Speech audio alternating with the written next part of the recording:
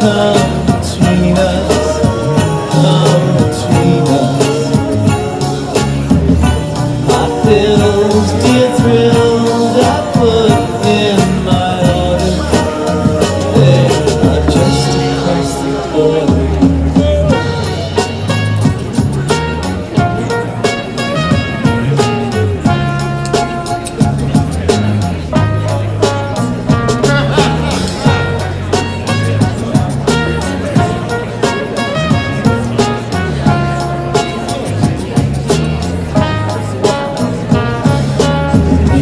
Realizations in your soothing WC.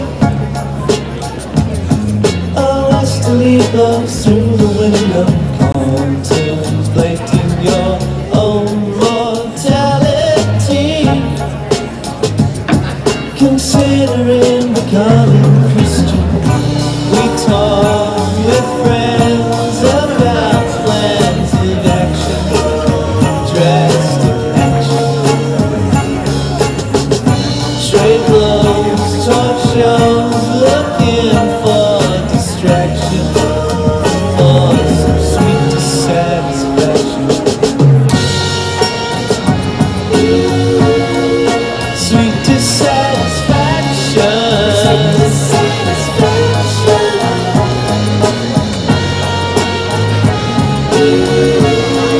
Sweet dissatisfaction.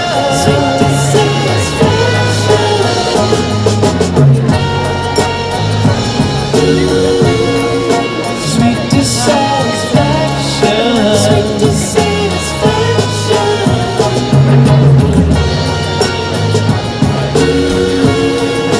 Sweet dissatisfaction. Sweet dissatisfaction.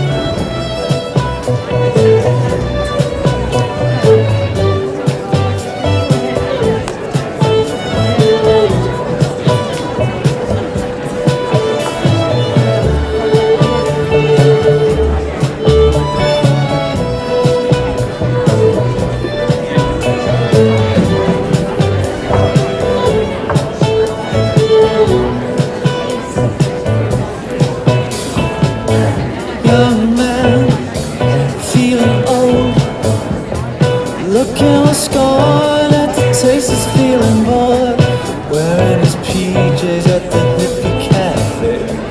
Everybody stares at him. Skateboard, council park, gets a little scary after dark.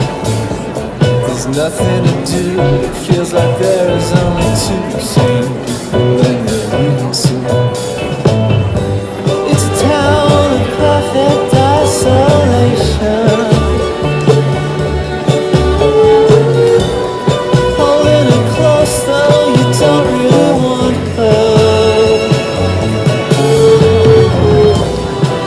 He's got those magical boots, his body's traveling shoes. He's got There's a post box somewhere. and he's been waiting for a while. It is Sigma 12, yes. You don't want to bury He it. knows he's got to go away, away. He gazes at the sky, and like the vulture passes by.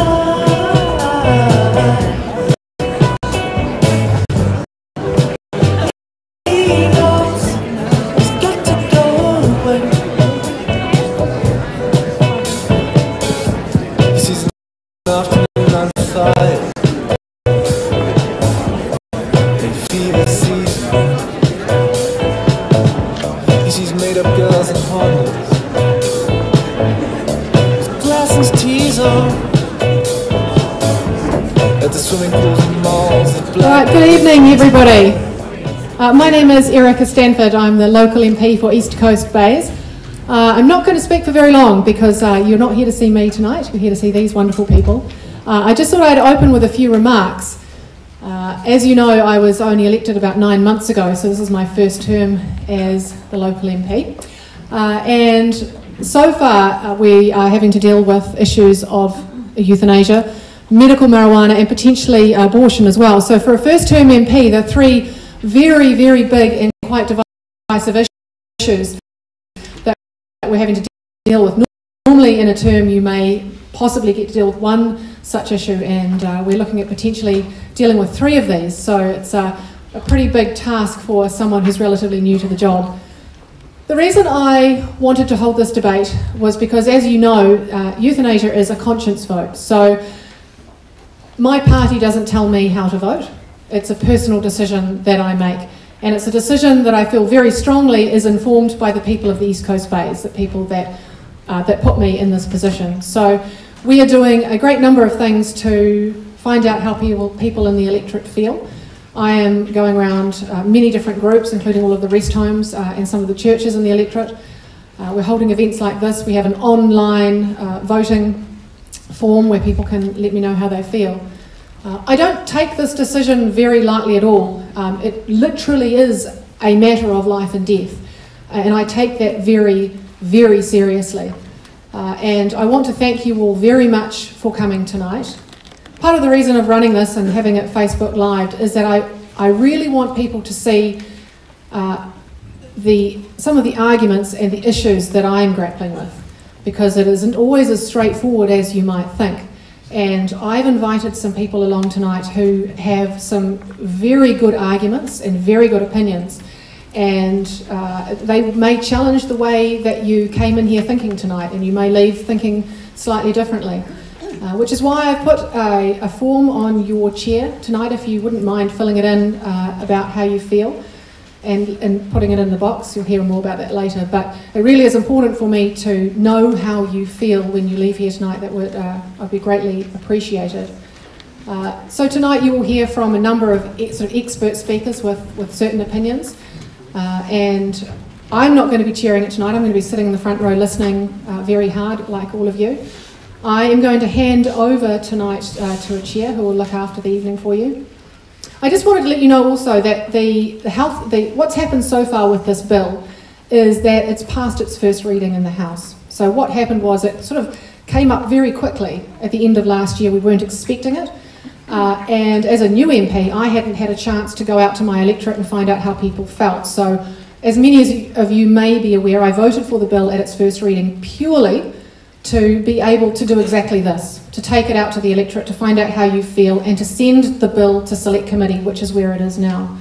The Select Committee have received 36,000 submissions, and they are going through every one of those individually, and about 10% of those are wanting to be seen in person. So that Select Committee is a very busy committee, seeing every single one of those submitters in person. And it's a really big job for them. So what happens after this? In March next year, the deadline's just been extended, it will come back to the House for a second vote, which is when I will need to cast my vote. So I've got some time in between now and then in which to find out how the people of the East Coast Bays feel. And later in the year, I'm hoping, if my budget allows, to do a electorate-wide survey as well, a postal survey, so to really get the feel of the community. So thank you again. I won't speak any longer. Thank you very much for coming along tonight. I hope you enjoy yourselves. And I'm going to hand over now to a very dear friend of mine, Vernon Tarver. He is a political commentator. You may have seen him on different TV shows and listened to him on the radio. He's a local boy. He went to Rangitoto College with me. He's a very dear friend and a very able chair. So I'd like to introduce him now, everybody. This is Vernon Tarver.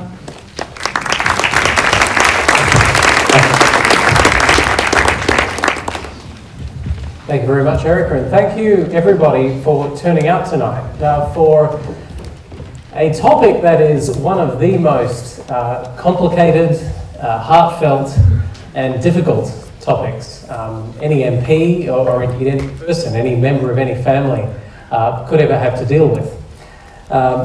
I think Erica has given you a very fulsome introduction to her perspective and what she's hoping to achieve in the meeting tonight. I know that she's approaching this with a genuinely open mind and wants to hear the best arguments from both sides, but also the input from you. And I want to assure you, you'll all have ample opportunity to ask questions.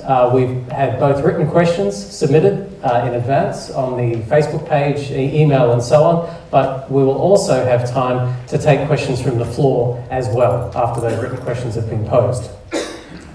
So we're here to talk about an issue in euthanasia, assisted dying, assisted suicide, euthanasia, however it may be put, or end of life, as it's named in the bill, which is something that's been before the House a couple of times before, actually gone to the vote a couple of times before, and a third time not voted on, but drawn in a private member's bill by the Honourable Marion Street to my right. The first time was in 1995, when it was defeated by 61 to 29, so a pretty sound beating. But when it was raised again in 2003 in a different private member's bill, it was 59 against 58 for, so a far, far closer result. And then, of course, there was the 2013 private member's bill of Marion Street's that was withdrawn in the lead up to the 2014 election. This is an issue that was in the Lucretia Seals case, referred to by the judge in that case in 2015 as one of the most complex legal, philosophical, moral and clinical issues, both individually and in the way that they interact with each other, that could come before a court. And that decision was very, very clear that only Parliament can make a decision of this gravity. Only Parliament, as the highest making body of law in the land, of lawmaking in the land, could make such a significant decision. So, once again, welcome to this euthanasia debate. It's great to see so many of you here, and we do have an excellent panel of guest panelists who I will introduce to you shortly. Also, a very good evening to those of you who are watching through our live stream on Facebook and YouTube. So first up, there are some mundane housekeeping, health and safety type matters that I need to address. The unisex bathroom is out the first set of doors at the back of the room and to your right. And in case of an emergency, hard to imagine what that might be, but in case of an emergency, please find your nearest exit to leave the building and assemble down by the main staff parking area. Don't worry if you don't reflexively know where that is. There will be men in high-vis vests, apparently, to guide you. And I see them standing ready at the back, waving their vis vests. Thank you very much. Given that you will all have ample time to ask questions at the end of this debate, we ask that you please don't interrupt speakers during the debate. At the end of the debate, we will be opening the floor to questions. There will be ample time to put your questions if you feel they're ones that haven't already been addressed in the answers to the written questions that we've been given. There are 4 rules around the questions, 4 simple rules to help everything flow easily and help everybody's perspective be heard as best and as fairly as possible. First, please be respectful, not only towards the speakers, but also to others in the room. I know that there will be some of you who have diametrically opposed perspectives. All of your views are valid, all of your views are deeply felt. So let's just have as much respect for each other as we can in the interests of the speech, being free and being open, and us having the best argument and discussion we can have. I know that many of you will have a personal story or experience around the topic, and of course these are all important and dear to you, but due to our time constraints, we do ask that if you're going to share these, they be brief and be a prelude to a question. The hope is that we get to a question as soon as possible. And I really don't want to have to, but I will be compelled to intervene and ask that we get to a question reasonably quickly, if it's not at some point in our near future. If your question is directed to a specific speaker, please state that before asking. And of course, it's really important to wait for a microphone to get to you before asking your question. We're in a big room here tonight. There will be at least 2 roving mics, I understand. So if you just hold up your hand nice and high, someone will find you and they'll bring you a microphone and we'll all hear what you're asking loud and clear. Of course, I'll remind you again of these rules at the end of the debate before we open the floor for questions. There's some literature that's been distributed in addition to the voting paper, which Erica, I know, would really, really appreciate if you could fill that in.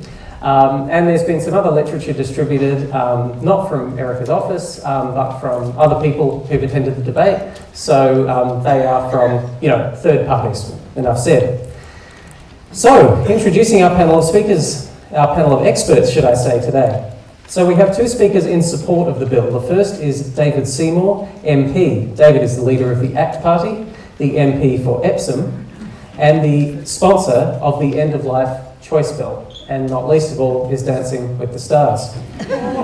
As Parliamentary Undersecretary for Education, David was responsible for the implementation of charter schools under the key English government and turned down a ministerial position to progress the End-of-Life Choice Bill. The second speaker in support of the bill is the Honourable Marion Street. Born in New Plymouth, Marion left, like so many others, to go to university.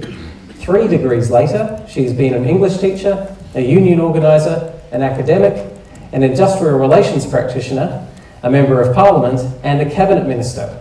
After being in Parliament from 2005 to 2014, including 3 years promoting a bill on the end-of-life choice, she has gone back to her industrial relations practice as Employee Relations Manager for KiwiRail and is now promoting David Seymour's bill on the end-of-life choice in her spare time. We have 2 speakers opposed to the bill. To my left, Dr. Stephen Child, who is a Canadian-trained general physician with a respiratory medicine interest. Currently, he's a general physician at the Auckland District Health Board.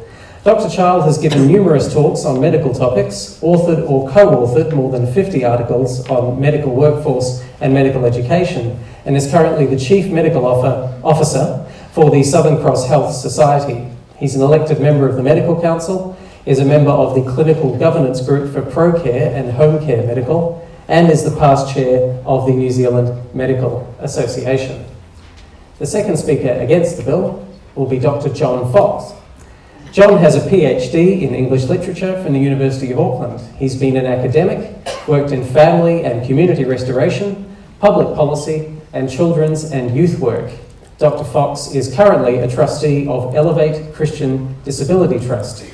He's the uncle and brother of adopted children, a son, a disabled person with spastic hemiplegia, a human being, and an Anglican seminarian. He specialises in good coffee, teaching adults to read, music, and slow food. So each person will have 7 minutes to speak. They'll receive a bell at 6 minutes to let them know they've got a minute to go, and then a double bell when their time is up at 7 minutes. After all 4 speakers have spoken, each side will have the opportunity to give a 3-minute right of reply and summary or peroration, and that will be 1 person from each team. So 7 minutes initial speaking time and a 3-minute right of reply from 1 person on each side. So without further ado, I call David Seymour to the floor to open the debate.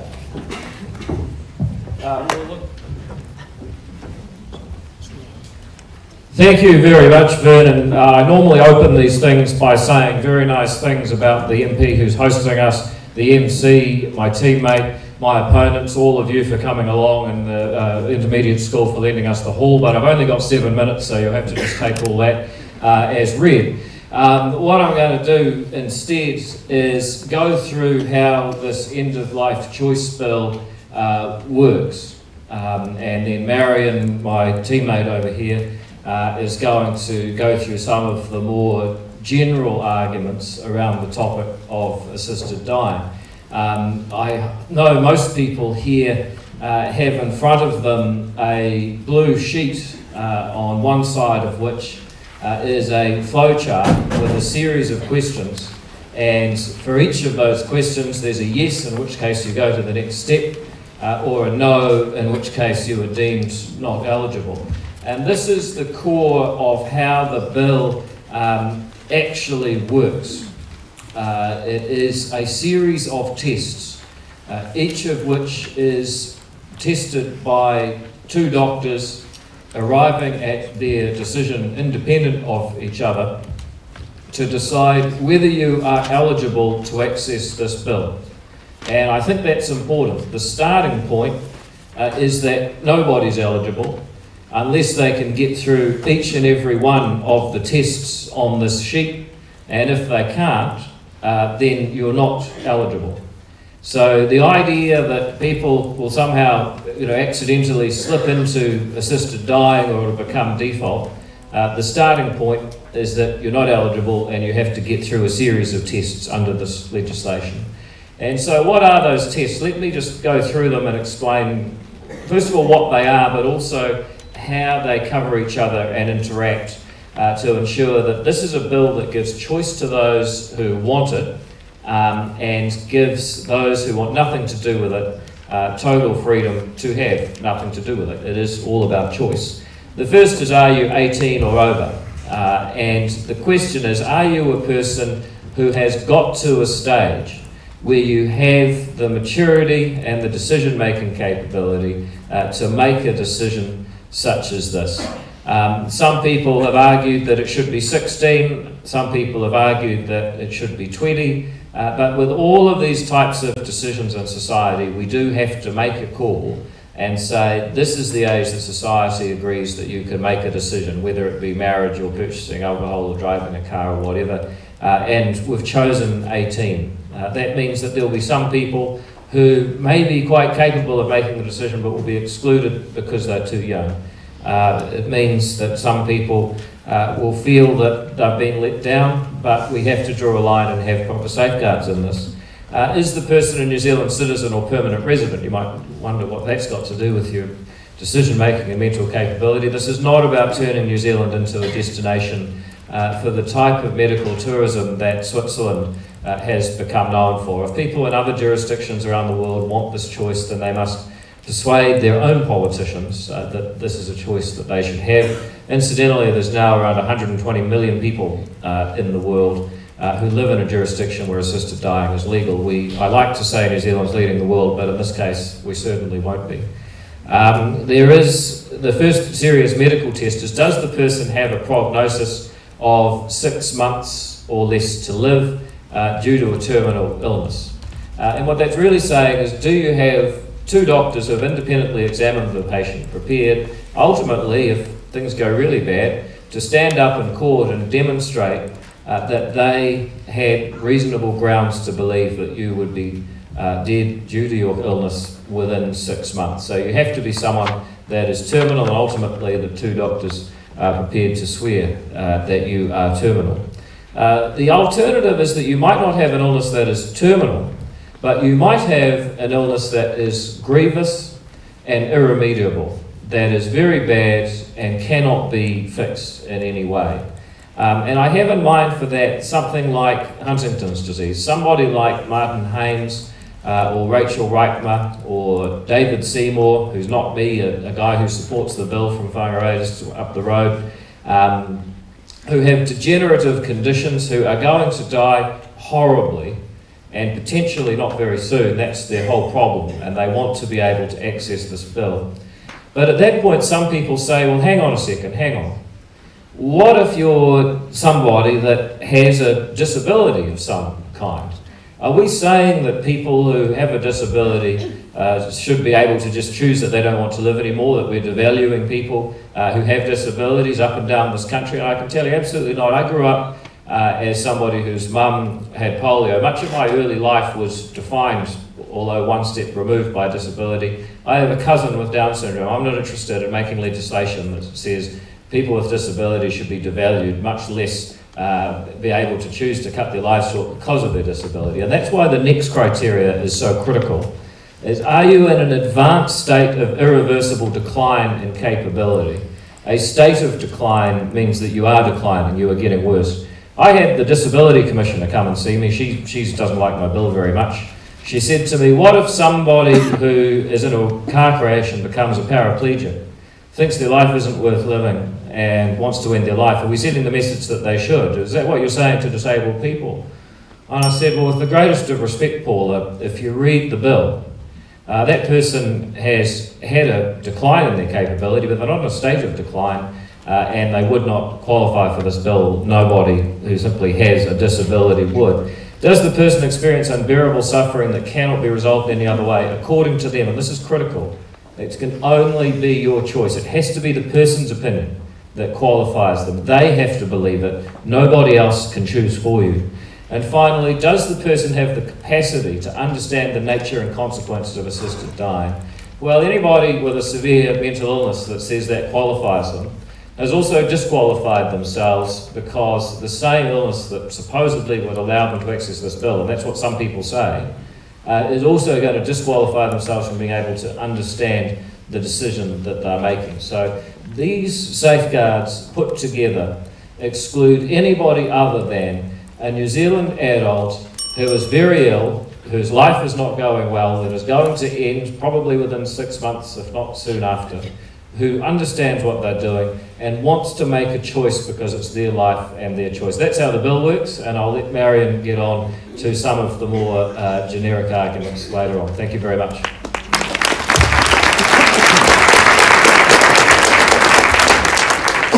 Thank you, David. And to open the case for the opposition, we welcome Dr. Stephen Child.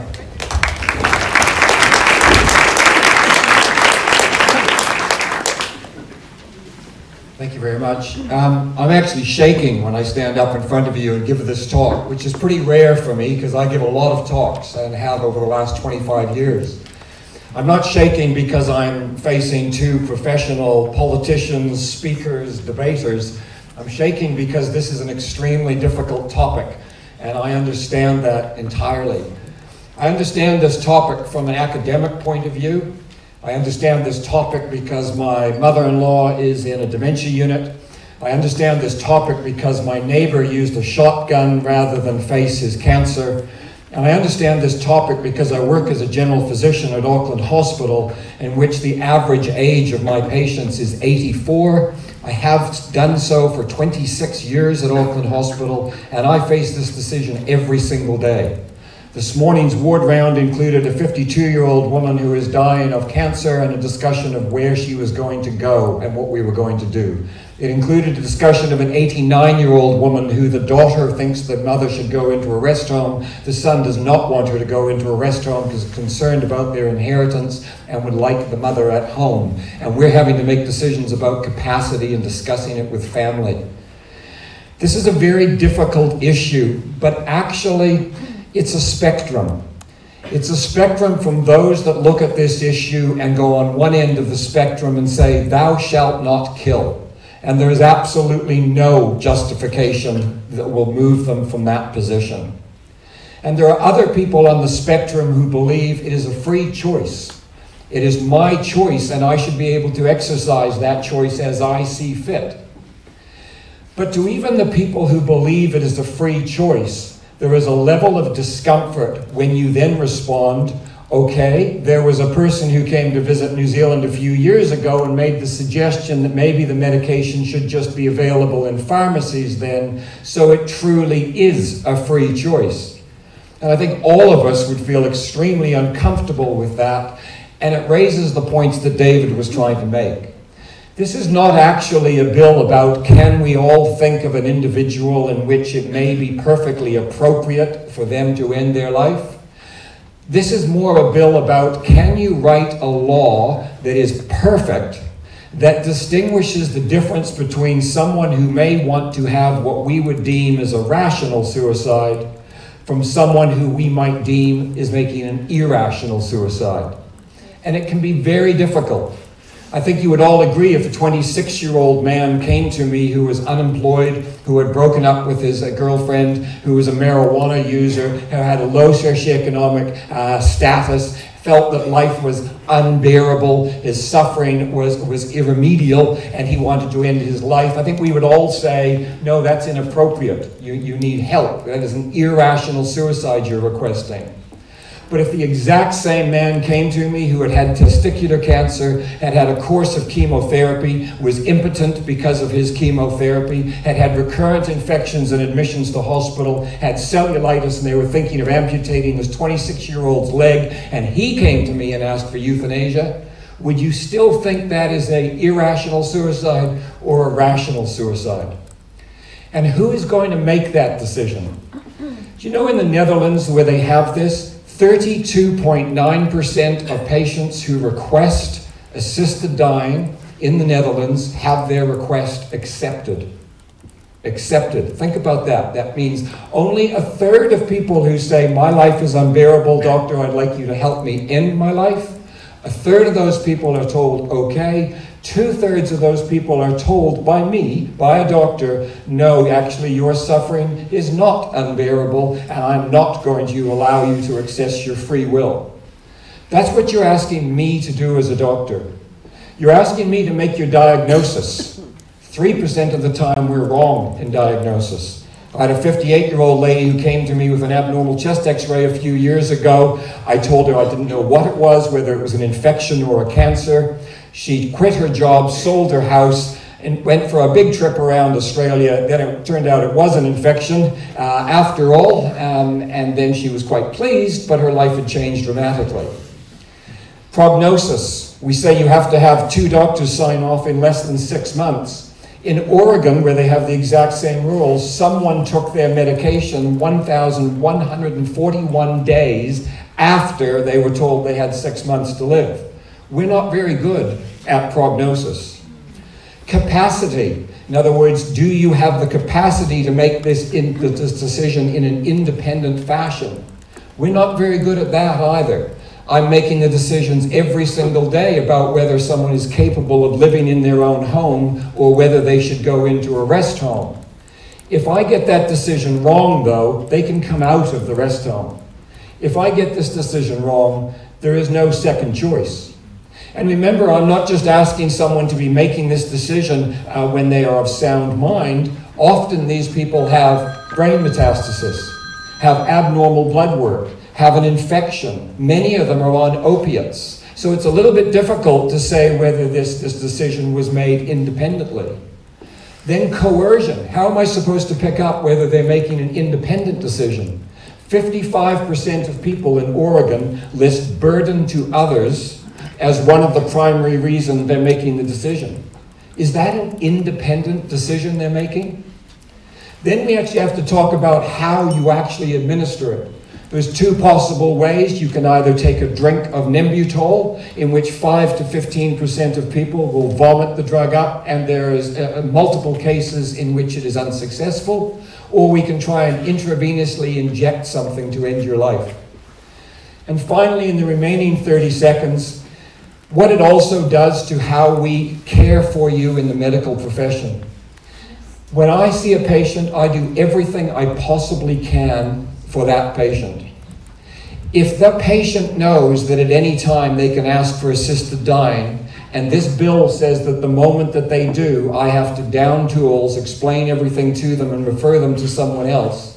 If the patient knows that, if I know that, if the nurses on the ward know that, and the family members know that, who do you think will be the first person to say, Mum, do you really want to go through all of that? Do you really want to have that extra mile in your treatment? It will subtly impact your treatment. The medical profession fully respects people have the right to make this decision and respects patient autonomy. They fully respect it is perfectly ethical to withdraw treatment. It is perfectly ethical to refuse to give treatment to a patient if they request it. And it is perfectly ethical to give pain relief, morphine, etc., for the purpose of removing pain and suffering, even if the secondary consequences is to shorten life. It is perfectly appropriate to give morphine and pain relief at the end of life. Thank you for listening, and I guess I will chat again for 3 minutes shortly. Thank you. Thank you very much, Dr. Child. Just a quick note, anyone who has a mobile phone in the audience, could you turn it to silent or turn it off? Thank you very much. Now the second speaker, speaking for the bill, the Honourable Marion Street. Kia ora koutou katoa, ngā kai whakahaere o tēnei hui tēnā koutou. Erika, tēnā koe, Vernon, tēnā koe. Ngā iwi katoa, tēnei te mihi nui kia koutou, tēnā koutou, kia ora koutou katoa. Thank you very much for coming this evening, and Erika, big ups for holding a public meeting. Numbers of your colleagues are, and I think it is exactly this kind of issue that MPs should take to the public. So congratulations on doing that. I want to address some of the issues that arise. I want to leave Stephen's comments just lingering in the air with you for a moment, because they are all important and valid and need to be taken into account in this complex issue. But I want to give you 3 reasons why you might support an end-of-life choice bill. There may be more, but there are 3 that come to my mind. The first is a completely libertarian view. It is my life, my choice. I've been an autonomous, self-determining adult all my life. Why should I not be, in certain circumstances, under regulated conditions, against particular criteria, should I not be a self-determining, autonomous adult at the end of my life? That's one argument. The second one is the human rights argument. And this is the one that Lucretia Seals raised in her case that Vernon referred to earlier. She had a terminal illness and she took a case to the High Court because the Bill of Rights Act says that we all have the right to dignity. We all have the right to dignity in our life. And her argument was, why can I not have dignity in my dying? And poor old Justice Collins, I felt sorry for him because he was clearly sympathetic, but there was very little he could do. And he kicked it across the road to Parliament because there was no law that would allow him to grant her her wish. And that is our point. I'm the president of the End of Life Choice Society, and this is exactly why we are pressing for this law reform. The third argument is one for simpler people like me, and that is simply compassion. We don't use the word euthanasia very often in our conversations in our society. Euthanasia, for those of you who've done Greek, know well that it means a good death. But it comes with connotations. As an English teacher, started my life down here at Westlake Girls teaching English 100 years ago. That comes with connotations. Language has connotations. And euthanasia tends to be something that we do to something, usually sick or disabled or injured animals. And we are accustomed to using it in that context. Our proposition is different from that. Our proposition is that people should have a choice, and that those who are watching, who love them, who bear with them through their illness and their condition, can see that there is a place for compassion in our law. This doesn't make us a society that's heading down some kind of dreadful slippery slope. It means that we are prepared to be a compassionate society, that people will have the right to choose under certain circumstances in a regulated environment, not the unregulated environment that Stephen's working in now, where we don't know who makes the choice, we don't know when that decision is taken, we don't know whether or not this is being given to end life or to end suffering. Pain relief, I mean by that. Far better to have a regulated environment which is up for scrutiny than to have an unregulated environment. A couple of other things I want to say very quickly. One is people from communities organisations that represent communities of people with disabilities. They have a lot in common with us. 2 points. 1, dignity. 2, as much autonomy as possible. Dignity and autonomy. Those are things that we promote. They're things that I frequently hear disability advocates talking about, and I support them. And then another issue that I want to make very clear to people is that there appears to be, in all of the speeches I've done and all the crowds like this that I've spoken to over the last 7 years about this issue, there is no monolithic view on this across our society, and yes, it will divide families. There's no monolithic view. There are Catholics in favour and Catholics against.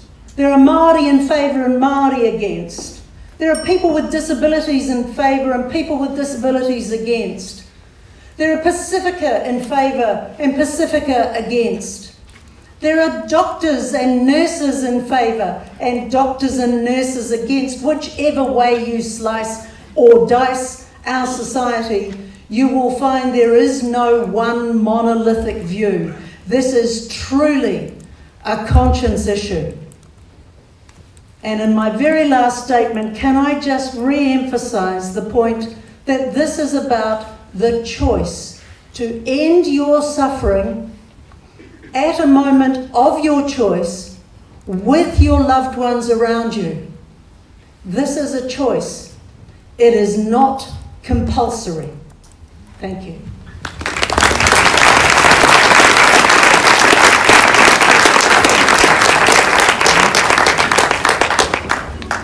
Thank you, Marion. And for the last of these substantive speeches, could we please welcome Dr. John Fox.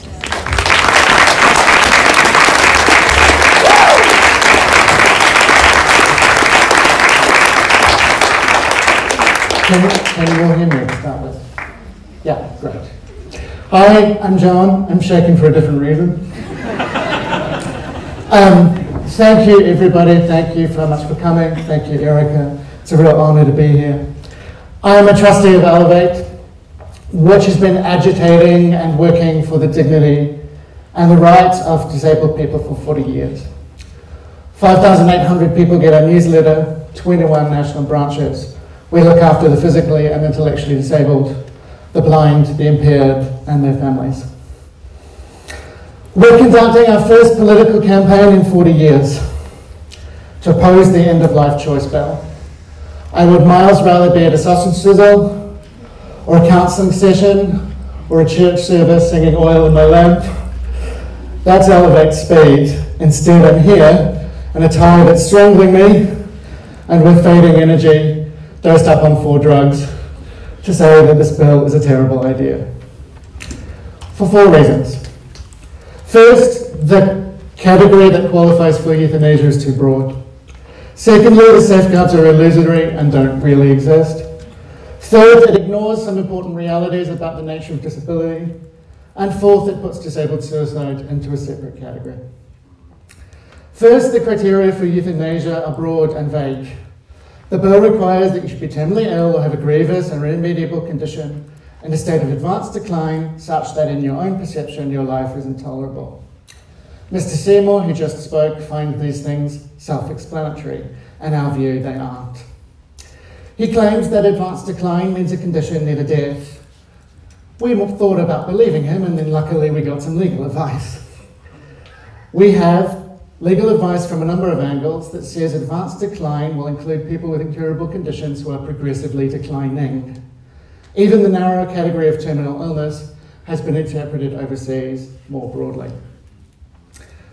Someone's own perception that their life is intolerable engages no objective medical fact. It is by its very nature entirely dependent on an individual's perception, the support they have around them.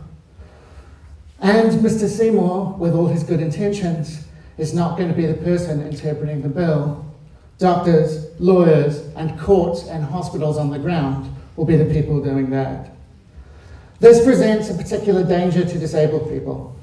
It also presents a danger to elderly people. 59% of elderly people call themselves disabled, and the majority of those will decline over time. I myself have had 2 mobility declines in my life. A year ago, I could have stood without the stick. To say simply that we wouldn't qualify reveals a deep ignorance of the reality of severe disability.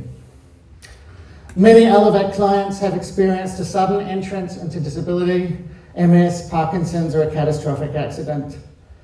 These people feel their life is over when such a decline happens. I know what that feels like from the inside.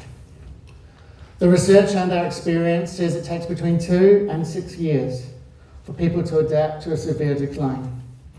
It's like a bereavement, and that grief and darkness and emotional ups and downs are constant companions. But grief is not all there is. Over time and with proper support, people's perceptions change. My own pain has got worse over time. The support around me has got better. Euthanasia short-circuits this natural process and cuts this work cruelly short before people have had a chance to adapt. I'm thinking of someone like my friend Raymond, who's watching this, has Duchenne muscular dystrophy. He attempted suicide 3 times, but is now starting counselling. He calls his suicide attempt his biggest regret. My friend Kylie with a terminal condition, whose skeleton is falling apart, and horrible, terrible pain, and she's at a leadership conference in Sweden, talking about the value her remaining life has. And thousands of disabled people like us who find that grief is not all there is, and that life, even in a terminal condition, can still hold moments of grace and the value which Marion Street conspicuously didn't mention to you with her dignity and autonomy, connectedness. We don't make decisions alone, we make them together. Second point, the safeguards in this bill are illusory or non-existent. In reading this bill, I count a lot of musts, and I urge you, don't read a facts sheet, hers, ours, or theirs. Read the bill. Count the number of musts. There are 39, and I'm sure I missed a few. The doctor must do this, the doctor must do that. Checklists to verify that the criteria have been met. No professional judgment, no moment at which somebody can say your perception is wrong. Once somebody says to their doctor they want to end their life, the doctor must start the euthanasia process. No compulsory counselling, no cooling off period, no compulsory psych exam. If the 2 doctors agree on the mental competence of the person doesn't even need to tell anyone to talk with loved ones or carers. Add in the extremes of emotion which characterise severe disability, the radical vulnerability of disabled people, and the specialised knowledge necessary to engage properly with the severely disabled. Then look at this bill, which allows an ordinary GP who has never met you before to authorise your suicide and tell me that's safe. You can't, because it isn't. What we have are not safeguards. It is a conveyor belt for suicide. The police and the doctors only have medical review. Look, many people feel that if they got into a situation like me, they would want choice. It's very easy to be forced suicide in a thought experiment or a philosophical scenario. But the other team are asking you for more than that. They're asking you to give doctors the power to authorise suicide, not in someone's head, but down at Middlemore where the system is underfunded and there's toxic mould in the walls. One more thing, the context for our choices. People with disabilities face discrimination every single day, structural barriers to access, work and ordinary life. We struggle every day to be seen and treated as equal. We struggle against a society and a culture that valorises independence and fears disability, fears being dependent, fears getting somebody to wipe your bottom, drooling, being fed. These are not the material of nightmares. They're the material of disabled people's ordinary lives. We think this is a suicide bill. It's a bill that puts the suicide of the terminally ill and the disabled in a separate category to everyone else's, and that is wrong. Speaking as a disabled person, speaking as someone who's done youth and elder suicide work, I can tell you it all looks strikingly similar. I fight to maintain the value of my life. I fight for the strength to get up every single day. Elevate fights for the value of every disabled life. That is why I and we are both against the end of life choice bill. Thank you.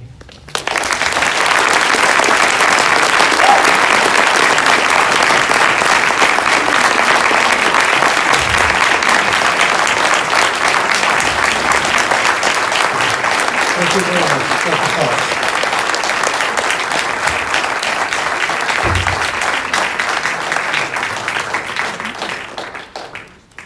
So we're now at the point of the night where we will hear closing statements, the rounding up, the summary, final rebuttal from one speaker on each side.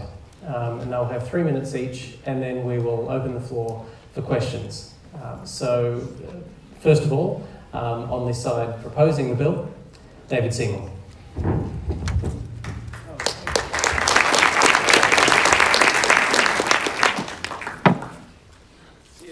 Thank you very much, Vernon, and thank you to everyone who's spoken so far.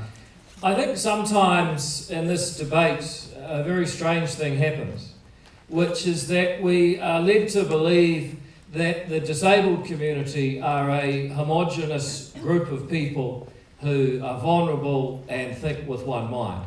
And what I know of the disabled community is that, as Marion said earlier, actually, there are people in the disabled community who are opposed to my bill and people who are in favour.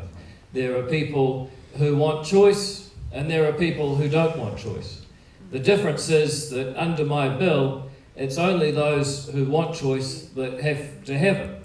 And I take issue with the legal advice that John referred to but didn't give, saying that somehow the requirement of being in an advanced state of irreversible decline in capability doesn't actually mean just that. Because when this bill was inspected by the Attorney General, who himself was personally deeply opposed to my bill, that was Chris Finlayson, he said that this bill is entirely consistent with the New Zealand Bill of Rights Act. So the idea that the safeguards somehow don't work or are illusory has not been sustained when this bill has been examined at the highest levels against our Bill of Rights Act. But I'd leave you with a thought that I think in a way Dr. Child gave to us, is that the real world out there, the world of real choices that people face at the end of their life, is messy as it is. There are people like, I'm sorry to say, Dr. Child's neighbour, who commit amateur violent suicide. That happens. Some studies say 10% of suicides are people who are ill at the end of their life committing suicide. People that don't want to die but are dying. There is the case, as Dr. Child said, of giving a little bit too much morphine, but hey, if you have good intentions, somehow that doesn't count. There are cases of people having do not resuscitate, refusing food and water, all with no safeguards whatsoever, and that's okay. The one thing that the opponents of my bill won't allow is for people who are suffering at the end of their life under a rigorously safeguarded, in fact I get just as much criticism for being too bureaucratic, a rigorously safeguarded legislative instrument that allows people to end their suffering and choose how they go, when they go, surrounded by loved ones, not writhing in agony the way that some people would have others do to fit their own sense of morality. And that is what I think is wrong, and that is why I think New Zealanders, under correct safeguards, should have choice. Thank you.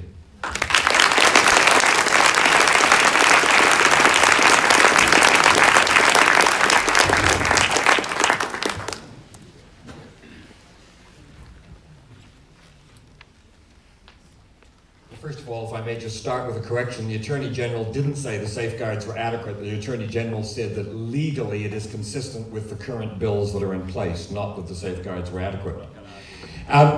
Just wanted to address a couple of comments that Marianne was making, basically, and David. They're talking about my life, my choice, and talking about it is my right to die. But just to remember that what we're talking about here is not the right to die. The question is the right to assistance to die. We're asking for the right for the assistance from third party, in this case the medical profession, to assist you to die, not the right to die. Marianne also talked about compassion, and David threw in the words writhing in agony. And it's a really good point to raise about palliative care in our country. Do you know that 50% of the funding that we give to palliative care in New Zealand currently comes from fundraising, not from the public taxpayers? We are having sausage sizzles to fund our hospices in New Zealand. In the Netherlands and the Belgium in 2003, when they first proposed this bill, it was actually a palliative care end-of-life bill because they realized that you can't discuss euthanasia until you have adequately addressed palliative care is an oxymoron in the concept. We need to better support palliative care. But the issue about pain relief is also very interesting. Again, David makes the assertion that giving pain relief is a surreptitious way of euthanasia. No, it's completely different. Every single treatment and medication that I prescribe with my patients, and it's with my patients, it's shared decision making. Every prescription and treatment I give is with the patient. We have discussed the benefits of that treatment, we've assessed the risks of that treatment, and together we have agreed to go down that course of treatment. If I say to you, I can give you a dose of morphine and the benefit is it will relieve your suffering, the risk is that there is a small chance that it may accelerate your death, and together we choose that the benefits outweigh the risks. That's completely different than me drawing up a syringe of pentobarbital and picking at 8:06 p.m. next Tuesday that it is going to be the end of your life. Morphine does not kill people. It is not the drug of euthanasia that we are talking about. Yes, if you are dying, if you've got a low blood pressure, if you've got high pressure in your lungs, if you have a poor heart, it is possible that a big dose of morphine might be the final tip in the final few hours. But remember, heroin is a derivative or is similar to morphine. And you don't see people, everyone who takes heroin, dying of morphine. It is not a drug of euthanasia. And the last thing I guess I would just say is that comment about the autonomy. I remember pure autonomy. Pure autonomy would be that you have the access to a medication or a way in which you could commit suicide unassisted. This is a bill trying to determine whether you have the right to have assistance in your end of life as to whether your suicide is, the society deems, is a rational suicide that we will grant you assistance, versus society deems your suicide is an irrational suicide and we will do all that we can to try and prevent it. That's the distinction we're trying to put into law. Thank you.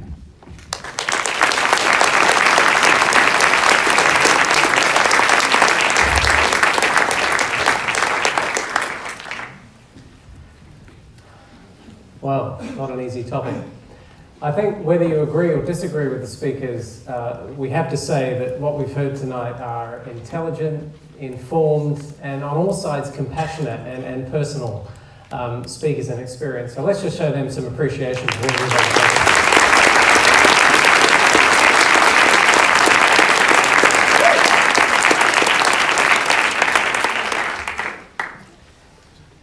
Now we're going to open the floor for some questions, and the way that we'll do this is, first of all, we've received some written questions, which I'll just go and find, which cover, I think, some of the main bases that have been touched upon, but also some areas that can really profitably be expanded upon. And I think some of you will have questions in mind that will probably be answered in the responses to some of these questions. For the speakers, I think rather than jumping up to the lectern, perhaps if you stay where you are and pass the microphone between you to answer.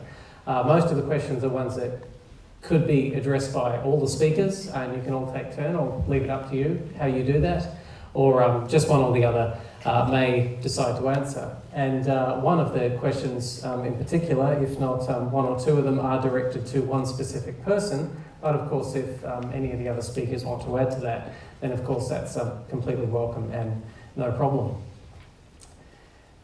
So for those of you watching on the live stream, you can type your question into the comments field, which we'll be monitoring on your behalf, and can always put in some questions for you. Now, just before we go into these, let's stick with the no interjections rule. You'll have plenty of opportunities to ask questions. We'll be going till 9. With question time, so plenty of time. We just ask that you please be respectful, not only towards the speakers, but also to others in the room. That we try as best we can to keep the questions short and to the point.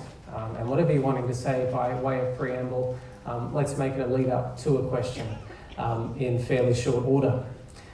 If your question is directed to a specific speaker, please state who it is and let them know. If it is to everyone, then let them know that as well. And if you just want to hold your hand up high, then one of our runners will bring a microphone to you. And please just wait until you get the microphone.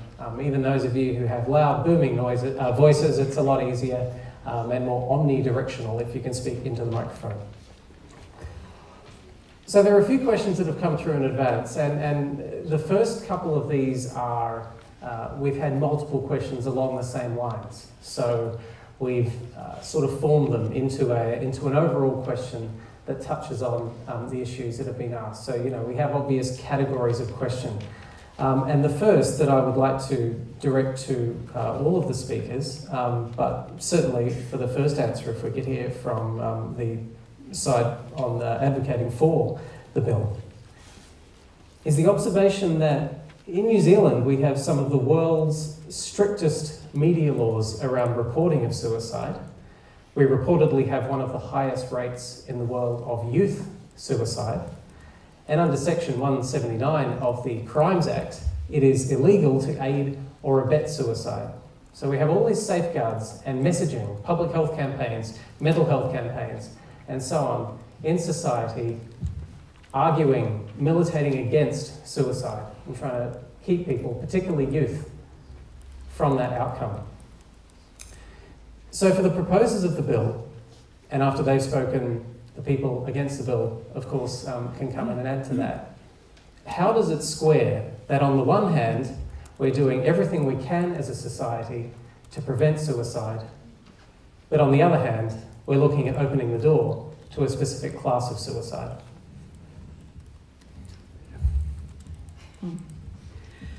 Thank you for that question.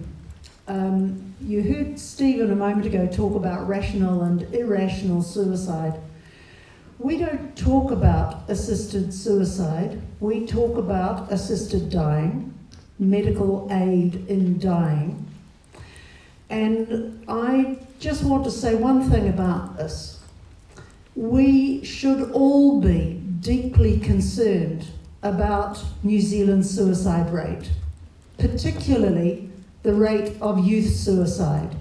We should all be concerned about that and make every effort to provide young people in particular, but all who find themselves in that very dark place, with the assistance they require to get out of it.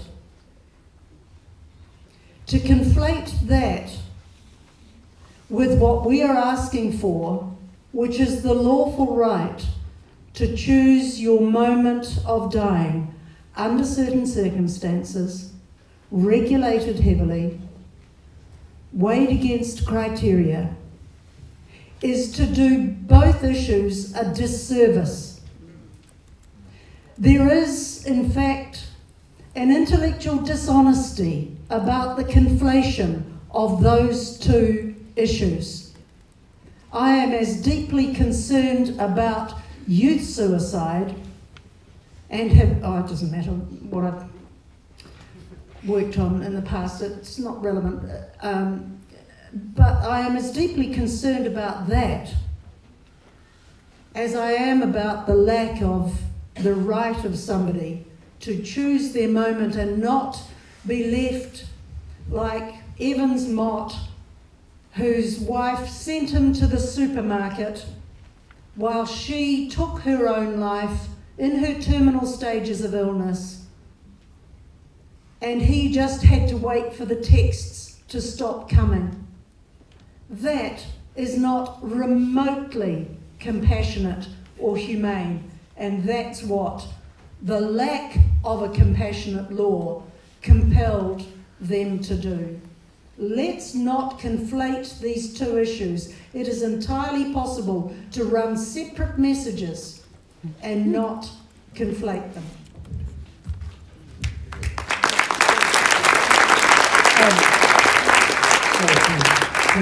Can you still hear me? Is my mic still on? Great. I'd say a few things about this. One is that I too am trained in youth suicide prevention, and I've also done elderly ministry, so I've worked with the suicidal elderly. And Elevate does an awful lot of anti-suicide work. And after a while, you start to notice the patterns. Relational isolation, practical things, it's expensive to live in my care home, nobody comes to see me, my meds aren't working, I don't find meaning in my life. We know that disability is a risk factor for suicide. It's very hard to get statistics on how many disabled people kill themselves. Our experience at Elevate is that a good half, or probably even more than that, of our clients come with some degree of suicidality, depression, or trouble adapting, which has an emotional component to it. So for us, I mean, we've done the hard cases, thinking of particular people at Elevate. We know what they look like. But for us, we're stepping back and looking at the disabled people who are already asking themselves, what is my life worth to people around me? What is my life worth to my country? The reasons given in Oregon, number one reason that people choose euthanasia is fear of being a burden. You go down the list and it starts to sound, at least to me and to us as an organisation, awfully familiar. So we would say, I understand why Marion Street doesn't want to conflate the two things. It's very inconvenient for her. And I understand that everyone has their own stories. But if you look at the factors that cause people to say, I want to die, I can't stand it today. I've been there myself, a whole bunch of Elevate clients. Many of them are still there. If you went to the pain clinic at Auckland Hospital, the first question they ask you is, have you been suicidal, how many times? So actually, the playing field here isn't equal. Palliative care and pain services are brilliant. I love them to death. My PhD thesis is literally dedicated to the pain clinic. But they're patchy. The suicide prevention that Marion Street, to her credit, wants everyone to have. There's not a word about that in the bill. Our major objection, or one of our major objections, to the bill as it currently is that a 25-year-old rugby player or a 30-year-old rugby player can walk into a GP's office, say I want to die, suddenly they get suicide prevention, the red button, all the people around them. If it's me or somebody with an incurable and terminal illness, somehow the calculus is different. I can't look at that and say that's not discriminatory, because in my view it is.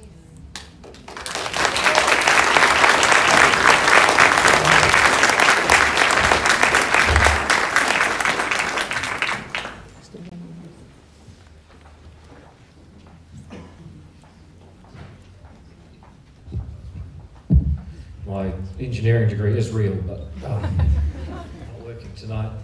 I just make a couple of comments, echoing what Marion said about youth suicide. It is a major black mark on New Zealand. It is one of those areas where we trail the world. And I'd just make a couple of points about how that relates to the bill in front of us. I was on the select committee, or I sat in on the select committee that voted on Marion's petition a couple of years ago. And there was a particular back and forth between the politicians on the committee and the Ministry of Health officials, the experts that advised the committee, where certain politicians wanted to include in the final report that legalising assisted dying leads to an increase or an uptick in irrational suicide, youth suicide in particular. And the way the standoff ended was the officials said, well, look, you guys won the election and got elected, you can put whatever you want in your report, but don't ask us for the evidence that assisted dying being legalised leads to an increase in suicide generally, because it's not there. And the report still reads that there is no connection because that is the evidence. There are places where assisted dying has been legalised and suicide rates have risen. There are places such as Belgium where it's gone down. There's a whole lot of factors in the background that are affecting it. But if I was to make another observation about what has happened In Canada, I lived for 5 years in Canada, where Dr. Child originally hails from, funnily enough in the same province as Saskatchewan. What are the chances? What's happened from my many Canadian friends and from visiting the country recently is that Canada is having a renaissance in discussion about death and dying that has been made possible, brought out in the open, and suddenly people have been given permission to talk about it in a way that can only be positive. And I'm not promoting this bill because I think that might be one of the benefits. I'm promoting it because I think people deserve compassion and choice. But I actually believe, if anything, putting this into law and allowing people proper safeguarded choices under law, and the discussion and the permission that that's going to give people to discuss may turn out to be one of the best things that could possibly happen to that very dark black mark which is our youth suicide culture.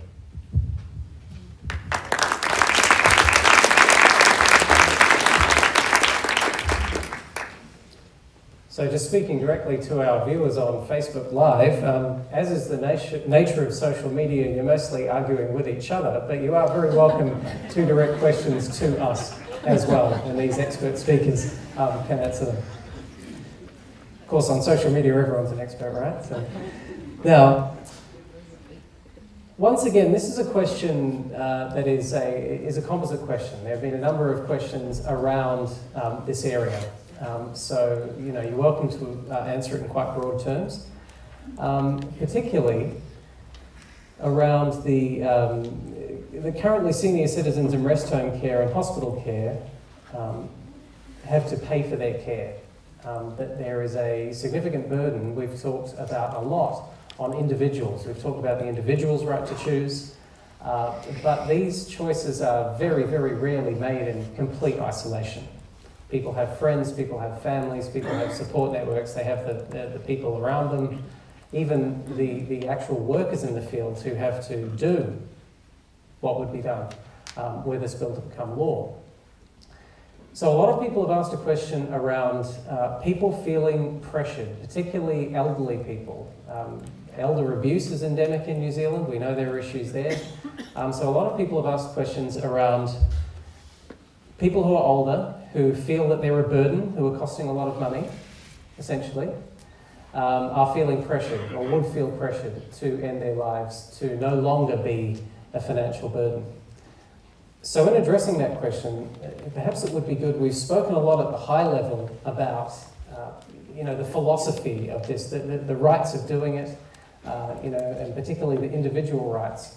But I think it would be useful if we could really get into the safeguards, both on the for and against side. If one of you would like to pick the side there and give some assurances to those people who are concerned that older people who feel that they're a burden may be pressured to shuffle loose this small coil.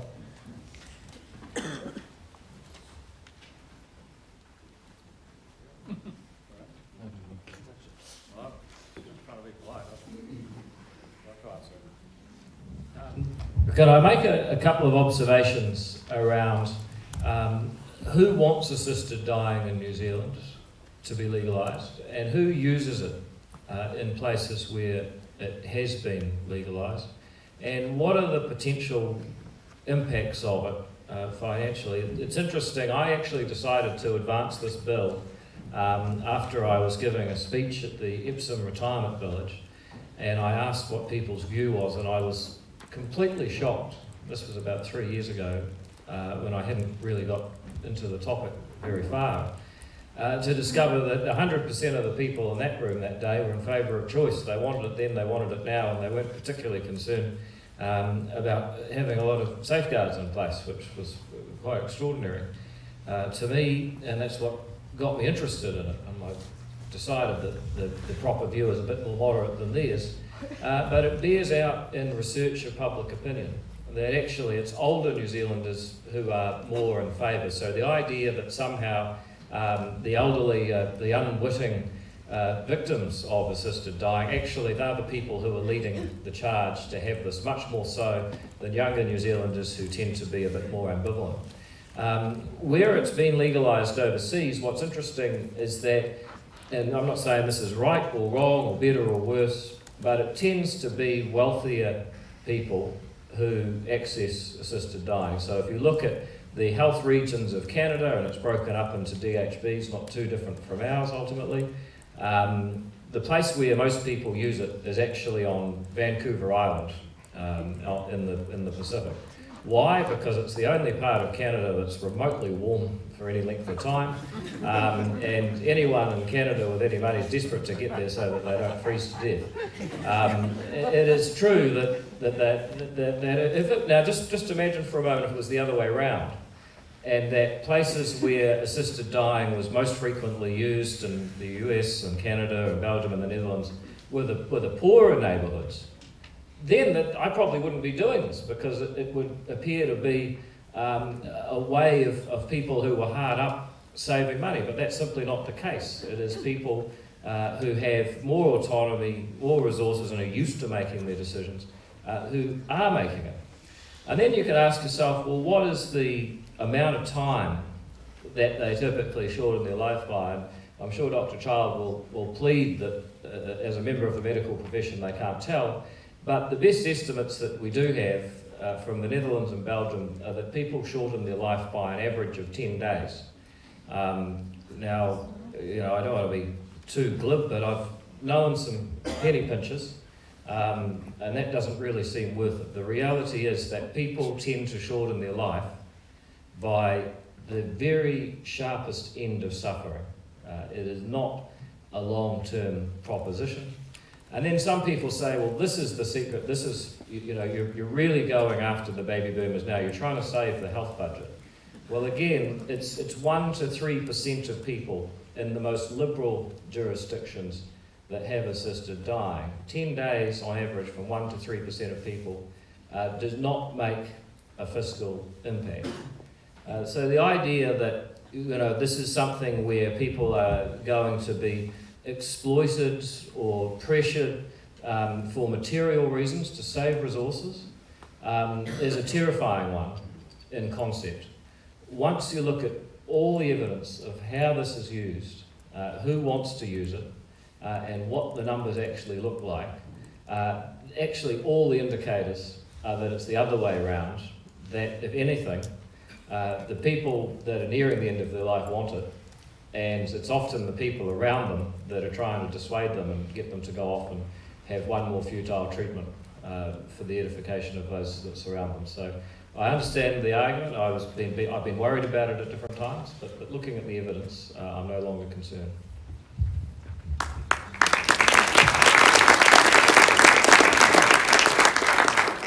I think I would base my response on 3 rebuttals. The first is that Vancouver Island isn't the only nice place in Canada.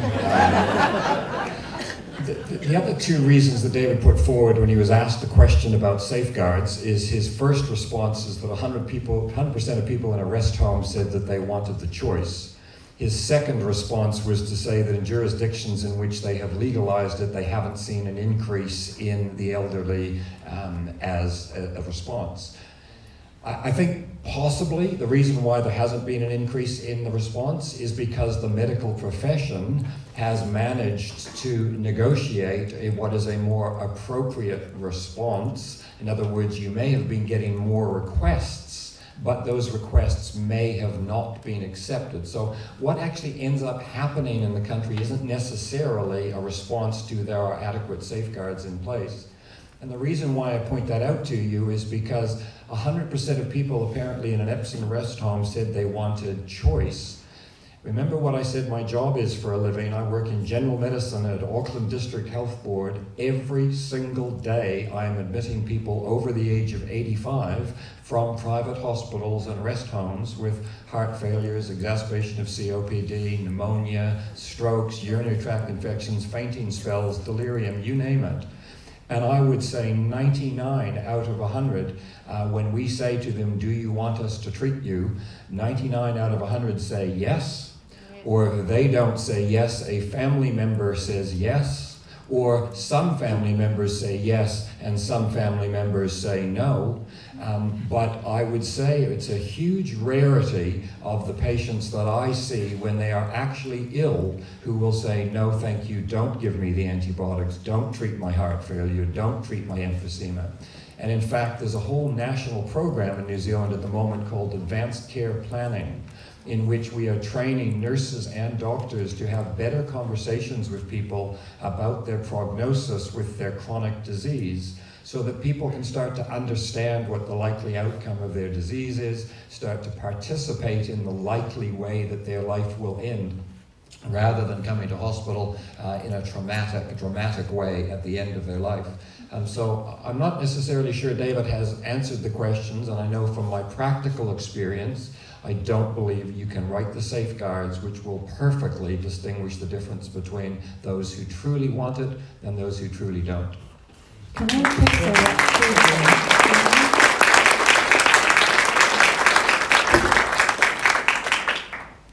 I'd like to say something about the issue of coercion, because it is a really important question. And I just want to touch on that and this idea of how people may feel that they are a burden. In David's bill, which took a great deal from one prepared earlier, there are three levels of coercion to be avoided. One is coercion of the patient, one is coercion of the doctor, and one is coercion of any loved ones. How one legislates for that behaviour, I don't know. I don't know. But we must try to prevent coercion. And if the words on the page are not adequate, then let's amend them. Because we must avoid coercion. There must be a moment when the domineering relative, the noisy auntie or uncle, gets left at the door and the person has a heart-to-heart conversation with their medical specialist.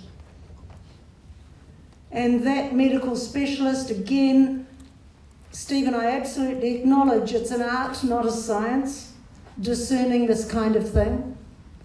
But so is prognosis, an art as much as a science, and it happens all the time.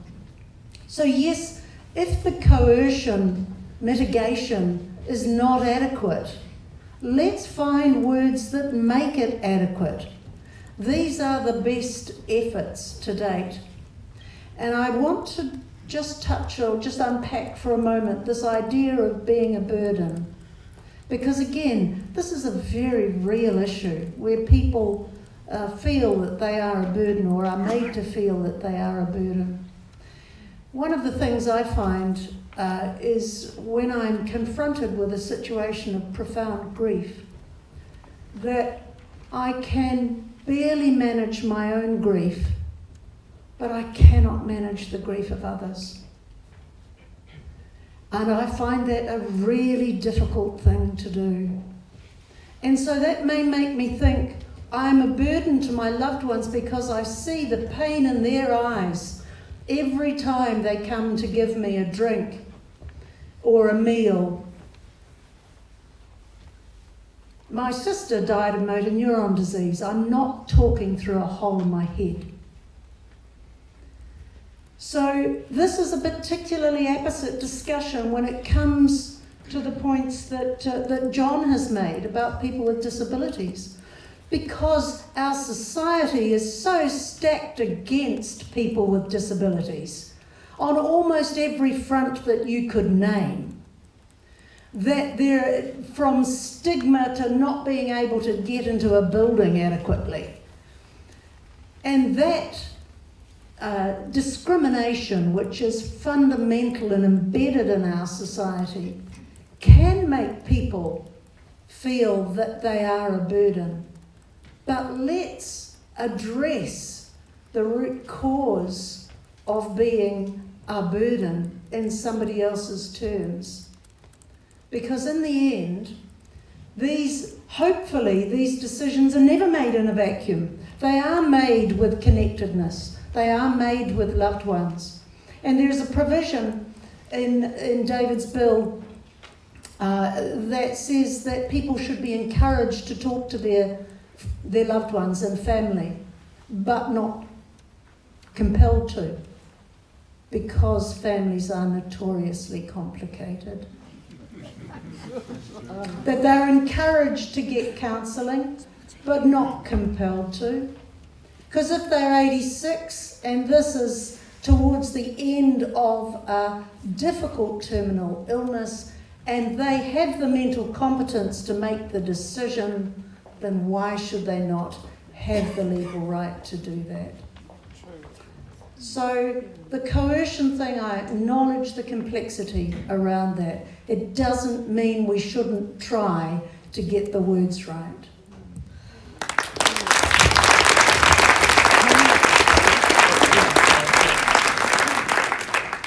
So we had a pretty frank admission there that perhaps the words aren't perfect, but maybe perfectible. And I felt a strong ripple of dissent to my left. So perhaps would you like to pick up on that point? Thank you, you're very kind. I almost feel like inviting Ms. Strett to come sit with us because she's just made for us two of our major points. One is that the words on the page aren't adequate.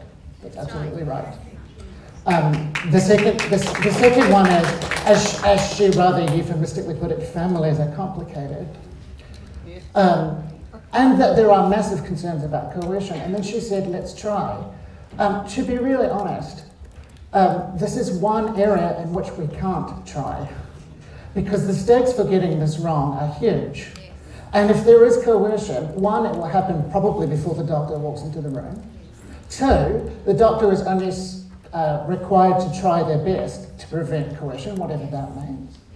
And three, if we get this wrong, unless we're going to draw the curtains and conduct a seance, conducting an investigation into whether somebody has been coerced is very, very difficult.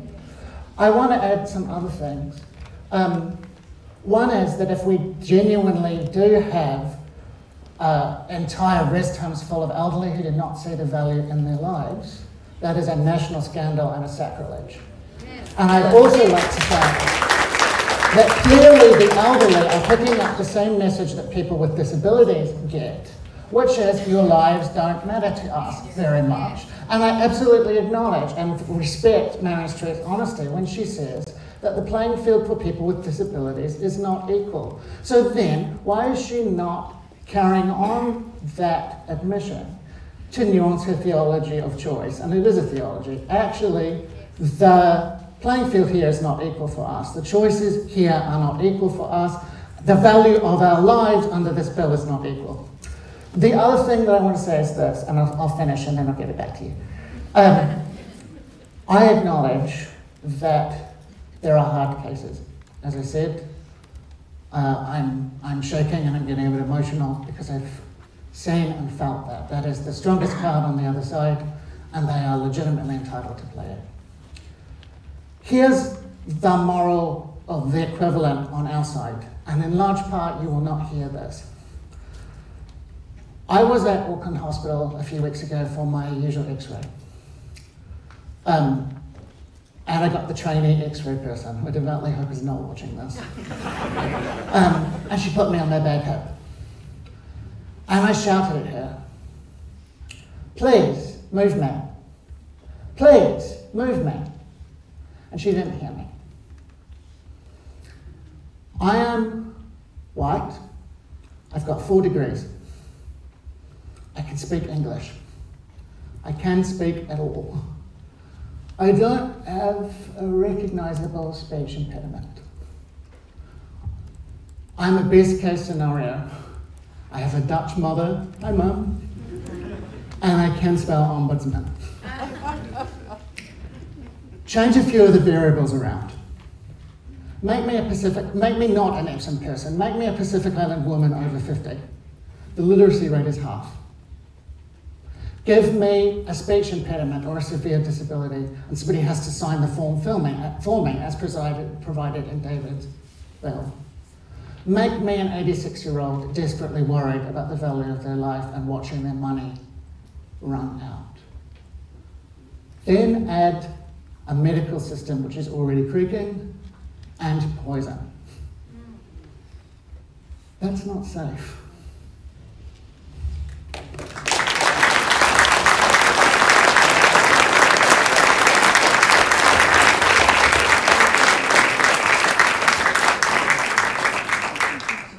So I have one last submitted question, and then we'll throw it out to you, the audience. This is a question directly to Dr. Stephen Child, but I know that Mr. Seymour will want to respond after that as well. The question is, what do you say to the public statement by David Seymour that some New Zealanders are currently facing, quote, terrible lingering deaths, writhing in agony, lying on plastic sheets, having lost control of their bodily functions, end quote, April 23, Howick Bowling Club.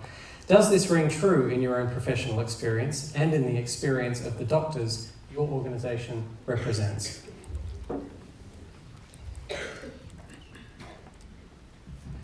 Well, as I said at the outset, I mean, I'm sure we can all think of examples and cases that we have witnessed in which the vast majority of New Zealanders may consider it a rational and compassionate decision to assist them in ending their lives. I'm sure we can all imagine that those scenarios can occur, and possibly some of us have even witnessed some of those scenarios.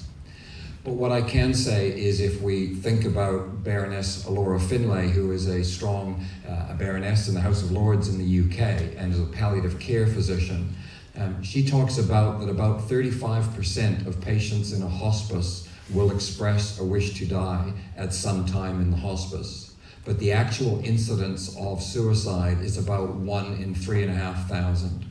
So it is actually a common expression from some people that they want to die. But we can extend our pain relief and medications to the point of a terminal coma, which means we can put people, and in France it's a very common thing to occur, where we can put people into a complete coma to relieve their pain and suffering.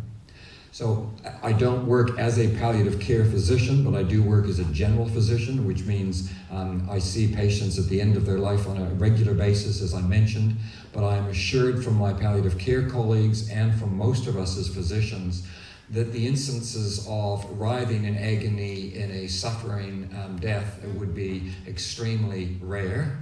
They do occur, which is the sadness.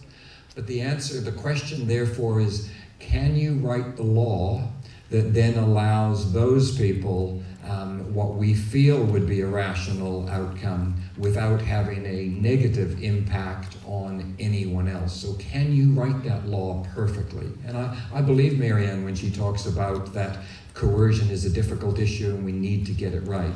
I believe them both on that side when they say that youth suicide is something that is completely different. The question we would say on our side, though, is can you make that exact distinction via the law?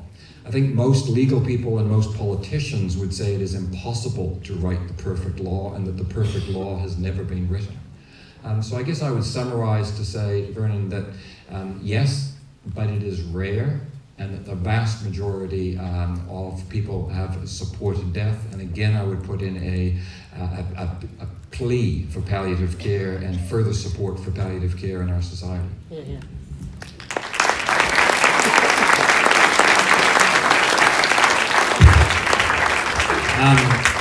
Look, sometimes in Parliament, someone goes to answer a question and then they answer it and they go on, and the Speaker says, look, you've answered the question, there's no need to continue.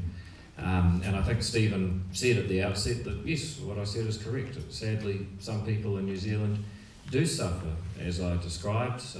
One of them, the wife of the person, was at the Howick Bowling Club on April 23rd when I spoke at Erica's colleague Jamie Lee Ross's meeting, very similar to this one, although Erica, I want to tell you, it wasn't as well attended. That is our reality. That's why I want compassion and choice for those people. But also probably not conventional in Parliament, but Vernon, I wonder if I could ask John a question.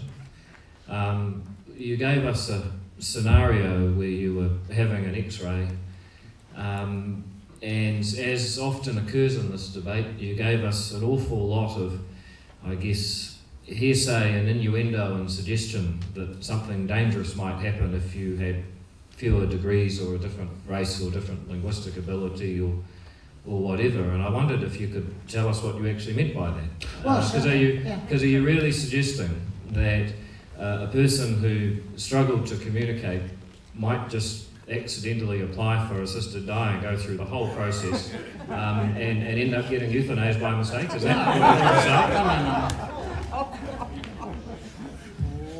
May I answer? Are you... Oh, great. So the point that I was making isn't that there will be a massive plague of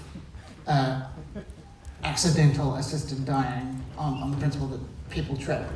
What I meant, and what I wanted to underline, is the point that the question made, which is the radical vulnerability of people who are disabled and elderly. And also, even with the best will in the world, and the trainee X-ray person was lovely, and the system was trying to help me. And Auckland Hospital is wonderful. There are always human errors. There are always fallible moments. You wouldn't believe the number of mistakes we find at Elevate, especially when you're talking about rare and severe conditions, from good people who don't have the expertise. I'm not the only person who busted their GP looking up spastic hemiplegia in the desk reference. And it's not because people are malicious, it's because people are human. And if we're talking about safeguards, and we're talking about, as Marin Street said, what happens in the real world where the playing field isn't equal, where coercion is a real worry, where people are radically vulnerable for any number of reasons, then we should look not just at safeguards in the law, but safeguards in practice, and what it looks like when real people try and do the best they can with the 10 minutes they've got, and the mistakes that they inevitably make. The other thing is that I would say is the only thing that made it not humiliating and not awful for me to be in a position like that was medical trust. I trust the people who are looking after me, and the basic reason I trust them is that they're on my side, they want me to live. They want my life to be good. And I think before we start monkeying with medical trust and doing things to the medical profession that, as Stephen said, they don't want, you should think very carefully twice and 3 and 4 times, and trying isn't enough.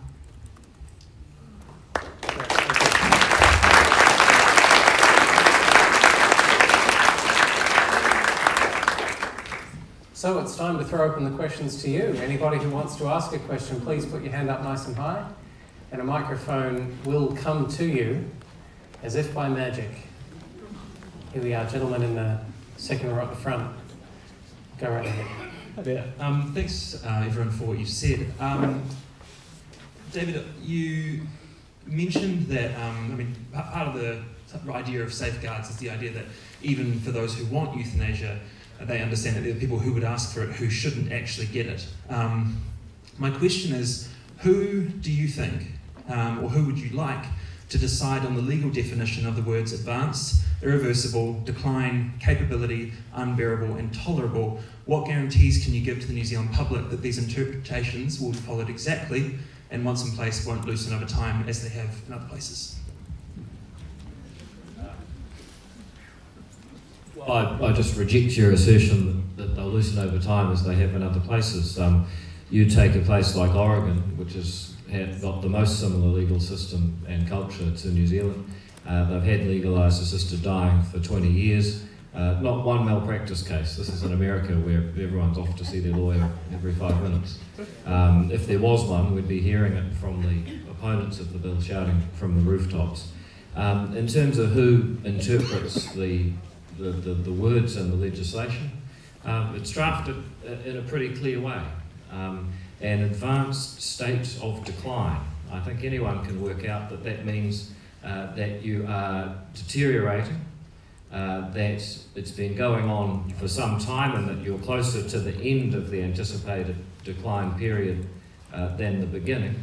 And being in a state of decline means that the decline is happening right now. It can't be that you declined in the past. And how is that interpreted? Well, in the first instance, the law is interpreted by everyday people, by practitioners. It will be interpreted ultimately by the medical bodies, such as the Royal College of GPs, for instance, might get involved in creating manuals to guide people acting under the law each day. But ultimately, as with every piece of legislation that's been passed in our Parliament and been around long enough, it will end up in court where judges will interpret what the law means. And some people say, gotcha, see, it's all just, you don't know what it means and it's going to be interpreted by someone else, and how do we ever know? You can make that argument. But if you're going to make that argument, what you're really making is an argument against our entire system of democracy and common law. And that system, as it happens, has served us pretty well for, depending on how you're counting, anywhere up to 800 years. I think those terms will be interpreted. I think they're pretty clear in black and white. And so I've got every confidence that our legal system and our medical profession will follow the law and interpret the law just as they have for every other piece of legislation that our country has made and followed for the last 170 years. Okay, I think that's a topic on its own. That's a topic on its own that could possibly be a whole night of debate, but I think perhaps a quick response from our medical practitioner on the panel would be useful. Two very quick bullet points. First of all, David used Oregon as the example. Oregon has some of the most restrictive laws in the world, basically, and it only has assisted dying, which means the patient has to take the drink of the Nembutal. It can't be a doctor administering it. So that is completely different than what we're talking about. Secondly, he says it's easy to interpret advanced or remedial decline. In the advanced care planning program that I was talking to you about before, the people who are trained, doctors and nurses, we're supposed to ask ourselves, would we be surprised if we were told this patient had passed away sometime in the next 6 months? And if our answer is no, we're supposed to have a conversation with you. So, here's a few questions for David. If you fall and break your hip, 25% of people will be dead within 12 months. If you have dementia that brings you in a rest home, 20% of you will be dead within 1 year. If you come to an exacerbation in hospital with emphysema, 10% of you will be dead within 30 days. If you have severe heart failure, you're going to have a 30% chance you'll be dead within 6 months. So with any of those conditions, and that's the prognosis, would you say they are in an advanced irremediable state of decline, or would you just say that they are a high-risk individual that may or may not pass away in the upcoming weeks and months? And you're going to ask me to make that decision.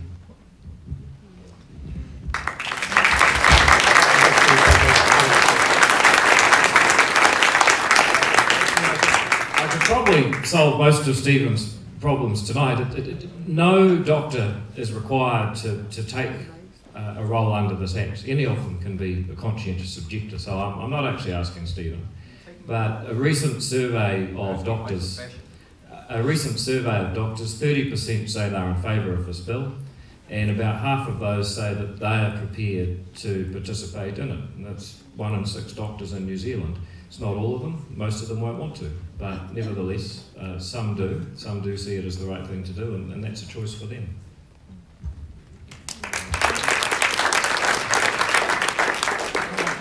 Can I just note, he didn't actually answer the question. Advanced irremediable state of decline. He did an entire riff on what he thinks that means. None of that's in the bill. Right. Okay, I think we'll leave that said. These are topics, any one of which we could go on for a long time, but we'll take those responses as read, rhetorical questions and genuine questions as well. We have a question here. We have an open mic here. Anybody who wants to ask a question, please put your hand up nice and high and that mic will come to you. But please, go ahead. I'm a professor at the medical school and I've taught medical students for over 30 years, teaching them hopefully how to preserve life and improve quality of life. And I have to admit, I would find it very difficult to then guide them as to how to do those injections that end life. Unfortunately, every one of us who is over 50 is in some advanced stage of decline in some way or another. So my question then, and we've all had people who've close to us who have died. My question is for both David and Marion. For the people who are close to you who have died, would you like to have been the ones on the end of those injections? And why then would you expect me, any of my students or my colleagues, to do the same?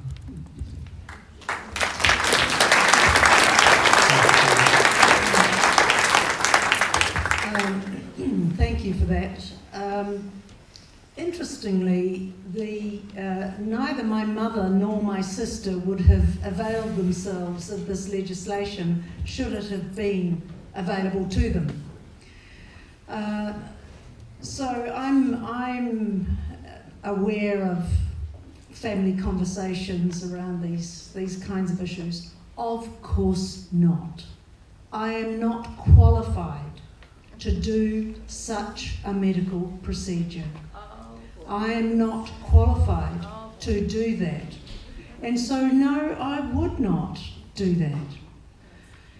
But there are people who are qualified and who can, in a regulated environment, not an unregulated environment, but in a regulated environment, can carry out those professional obligations to their patient. In the end, it is the patient's choice, hopefully with their family's agreement, but that's not always easy. But no, of course not. I mean, it's a question that answers itself. Okay, response from David? Yeah, so my answer is the same, that I don't have the level of knowledge, as I've just pointed out to Dr. Child. No individual is compelled to fulfil a role under this Act. It actually says that explicitly. I think the question really for you is, if you would like to have your own outlook and morals respected as this bill does, and to be able to make your own choice, and in that case it sounds like not to be involved in this bill, will you accept the quid pro quo of allowing choice to other people who want it? And my favourite verse in, actually funnily enough, is a song about marijuana, but we'll skip over that detail. It's by Ben Harper, and it says, "My choice is what I choose to do, and if I'm causing no harm, it shouldn't bother you. Your choice is who you choose to be, and if you're causing no harm, then you're right with me." That's what this is really about, is actually being prepared to accept other people's choices and respect for having ours respected.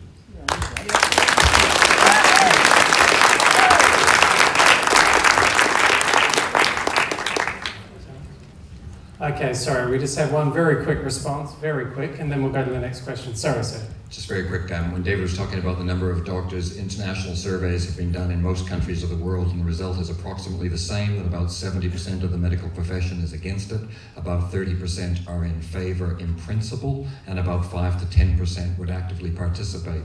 The problem in Belgium and Netherlands is those 5 to 10% are now starting to see increasing cases that are gravitating towards them because they are consenting doctors. And I understand in Belgium they're now thinking about legislation to limit the number of deaths that a single doctor can be involved in an annual basis. Okay, thank you. That's useful context. Please, let's go ahead with this question.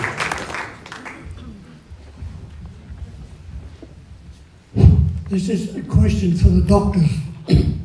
Has palliative care been renewed over the years? The reason I ask this question is, in the 1970s, late 70s, my mother was having an operation at North Shore Hospital. She had a heart attack on the table, and she was moved into palliative care. She was there for 3 months, so she was one of the people who, if you have a heart attack, you're only going to live 6 months. But I would like to know why, For 3 months, she was kept alive with her heart beating, her brain dead, not eating, and couldn't converse with a soul. Thank you.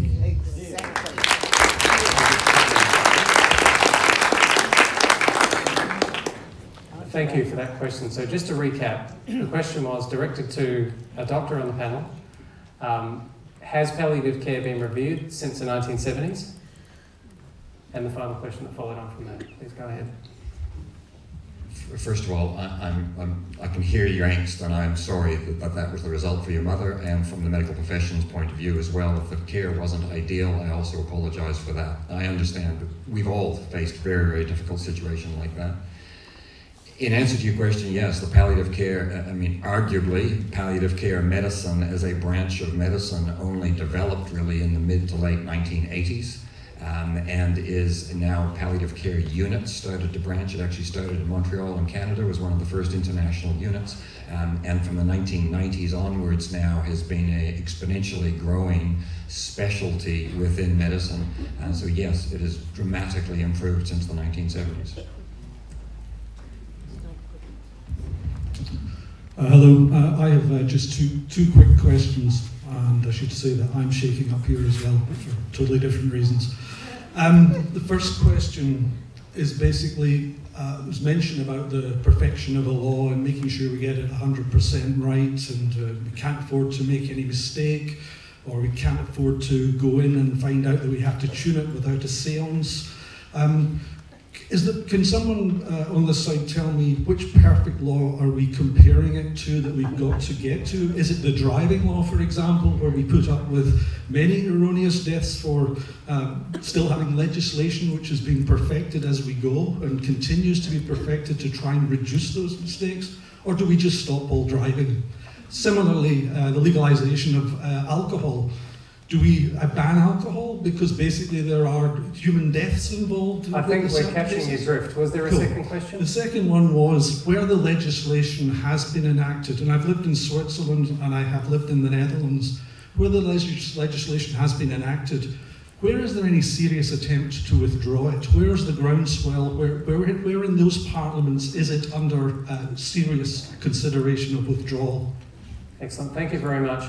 Look, I think in fairness, it would be fair to assume that the first question was largely rhetorical in nature, but the second question, if whoever would like to address that, please go ahead.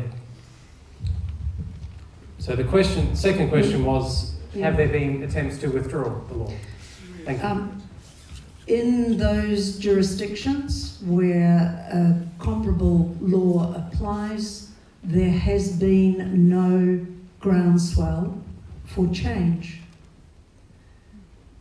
If I can just add to that, if we take the Oregon example again, when they did the first review, I think after several years, 5 years perhaps, of their law being in place, they found that fully 1/3 of people who had qualified, who had gone through the process, who had been given approval to have some life-ending medication, chose not to do it.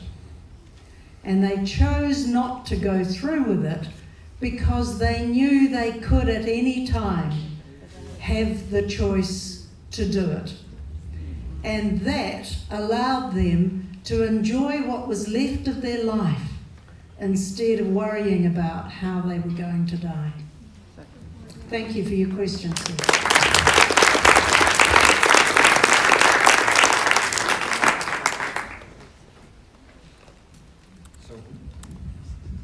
First of all, the point I think you were making about the law, I think is exactly what we're saying. No, there isn't a perfect law, and therefore we need to be careful that we try to write a perfect law that distinguishes the difference, as I mentioned before.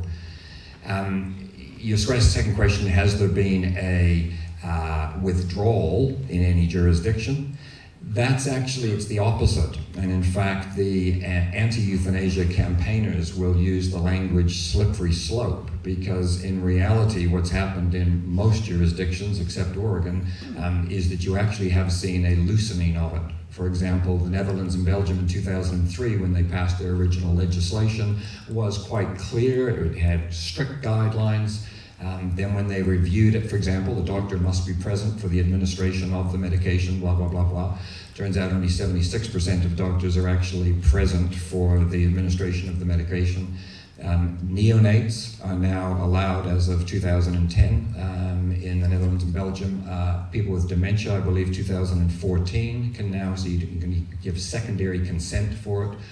So the anti-euthanasia campaigners would argue that there's actually been a slippery slope the other way of loosening over time, and we use that as an argument as to why you don't start at the top of a slope that is slippery. But I hear what you're saying the other way around.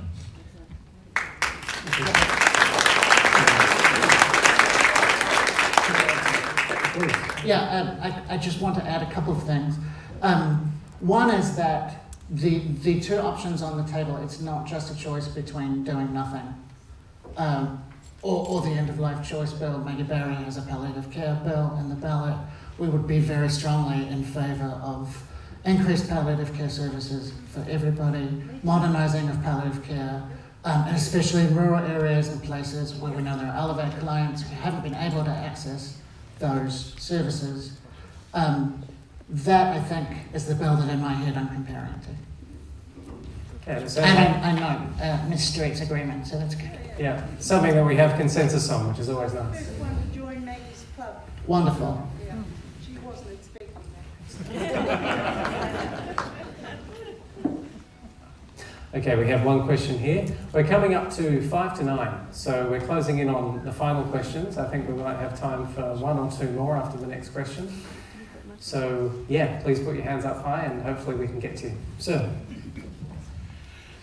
I think there's a different dynamic in the ageing process. I'm in my late 70s and I'm sort of had a pretty good life, and I'm never to think about it too much, but I'm imminent, there isn't much time to go. And I was actually quite surprised. I never thought of an 18-year-old being in a situation where they might be facing this choice.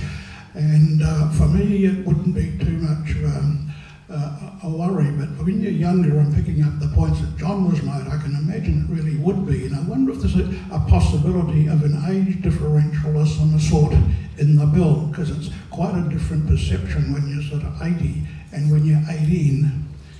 I agree with him. Now I'm 84. it's your brains in your young heads. I'm old enough to be your father. Yeah. All right. So that's moved and seconded. Thank you.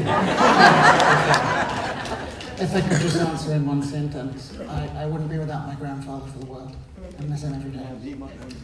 So there's more than one dynamic here, I think. Even if he felt as much pain as I do day by day. You want me to answer? We have a question at the back, and then we'll take one more at the front. Please, go ahead. My understanding is that if someone is killed erroneously at the moment, the bill only provides for 3 months in prison or $10,000 by way of a fine. Why? Why is there this incredibly low penalty, given that it's people's lives at stake here? I mean, people get $10,000 or 3 months in prison for driving offences, but this is a matter of life and death. Well, thank you for your question, ma'am, and that interpretation is an error. The bill gives you an exemption from the Crimes Act. Aiding and abetting suicide, 14 years in the slammer. It's quite a serious penalty. If you are found to have misused this bill and aided, assisted someone to die, then you could still be liable for that penalty under the Crimes Act. If, on the other hand, you break some of the other provisions in the bill, such as the requirement that a doctor informs a patient that they have the ability to conscientiously object, that the doctor has a conscientious objection, but the patient can contact Support and Consultation for End of Life Choice New Zealand, which is an office in the Ministry of Health. Sorry, I know we're getting close to 9 o'clock, set up by the bill. That's where the 3 months, 10,000 comes in. So no, I'd be quite worried if that was the implication of the bill I've written, but it isn't.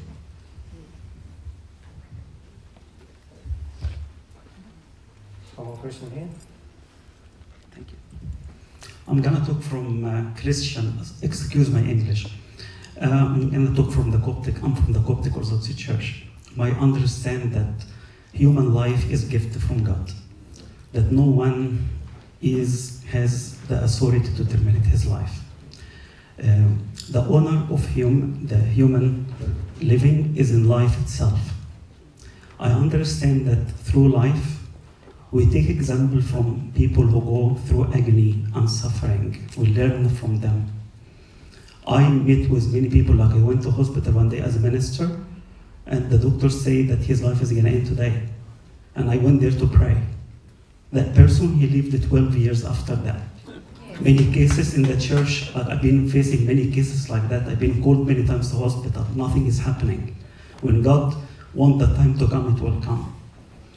I understand that doctor, like when I go to the hospital and see a doctor, he is there to extend my life, to give me treatment, to be able to ease. And we keep trying, we're having hope that one day that I'm gonna hear good news. And I have a lot of examples about people who are totally all bad results, but then my wife is one of them, by the way. She's going through stomach cancer and brain cancer, and thank God she's still surviving. According to the doctor, she will not be alive. If she's gonna be subjected herself to what doctors say, they did all what they can. As Dr. Stephen was talking, they try to assist. We believed in doctors. We went through treatment with prayers, and all of that is working. My question to David and Ryan, please. What I'm gonna, like if any family say that this bill will pass, and if doctor will be able to give injection to kill someone, what I'm gonna explain to my kids that the doctor become a killer? Can I give license to kill the doctor? That I always understand since my young age, I go to doctor to treat me, to make me well. Is he gonna be a killer? Can I give license to kill 007 doctors, for example? Or how I'm gonna call those doctors? Killer or what? Please. Well, sir, first of all, please don't apologise. I think your English is fine. Second of all, if the doctor tells me I'm going to die any day, you're the guy I'm going to call for an extra 12 years.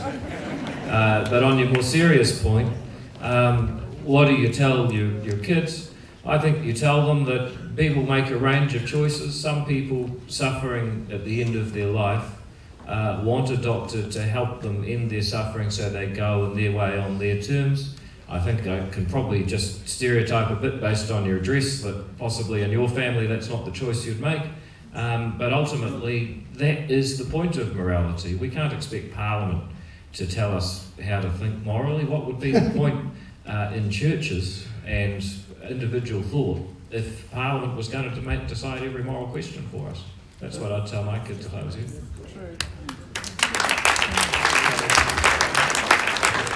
When I was in my residency, one of our renal physicians was retiring, and he was telling the story that he'd started in 1961. He was retiring in 1989 from memory when he gave his talk, and he said, when I started and I had patients coming to me with renal failure, it was my job to do everything I possibly could to get them dialysis and to get them the best possible treatment. What's happened with the resource limitations over time is now when a patient comes to see me, they don't know whether I'm going to give them dialysis or not give them dialysis. And they walk into the room with the fear in their eyes that they never had 30 years before. And he ended his speech with to say, I'm glad I'm retiring. That was 1989. So I think some of the points you raise are true. Sir, we do have concerns about it as well. May I add 2 sentences? Or may I do so, then we'll go to thank you, Reverend Father, for your question. I would add 2 things before we get... Mr. Seymour is acting like this is some sort of metaphysical calculus that is not shared by the vast majority of New Zealanders. I think from our angle, you have to believe in two things to vote no on this bill. One is the value of every human life, and the second one is the equal protection of the law. And we do rely on Parliament to assure us of that second thing, and I make no apology for asking Parliament to kick this bill into the bin.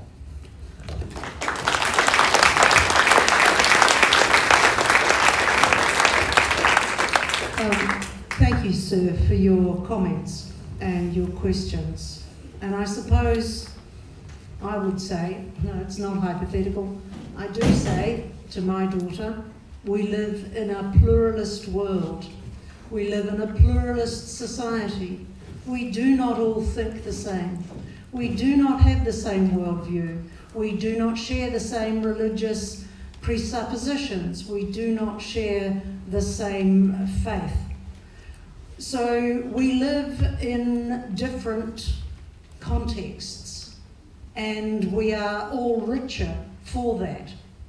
I'm enriched by your contribution. I hope that somewhere there's something that I've said that might resonate with you as well. But I know I'm richer for your contribution. And I just want to be able to express myself at a time of extremis in my way with my loved ones.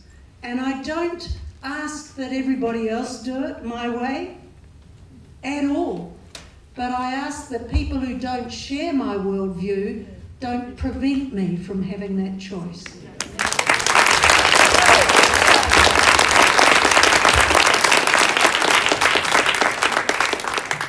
And I think that's a perfect note for us to end on. I apologise for those of you who still have questions, but we're just after 9 and we do have to end it somewhere. This is the kind of thing that I think could plausibly go on all night. Look, I'd like to thank all of you in the audience, and particularly our panellists, for what I think was an intelligent, informed and civilised discussion. Thank you very much, all of you, for your input and your questions and for turning up tonight.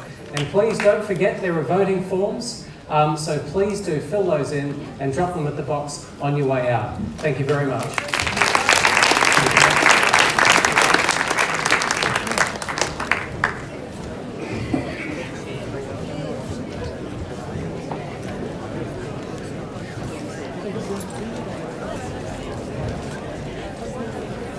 Love you.